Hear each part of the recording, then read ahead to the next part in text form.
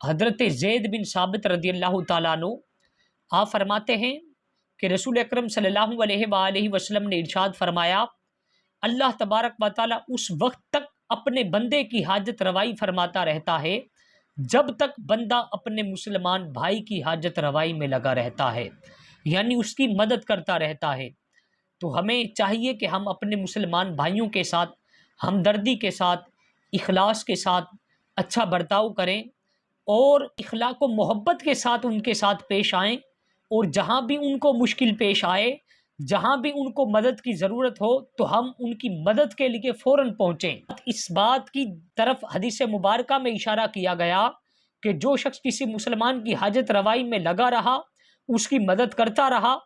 تو در حقیقت اس کے ساتھ اللہ تبارک و تعالیٰ کی مدد اور نصرت شامل رہتی ہے اس وقت تک جب تک وہ اپنے مسلمان بھائی کی مدد کرتا رہتا ہے۔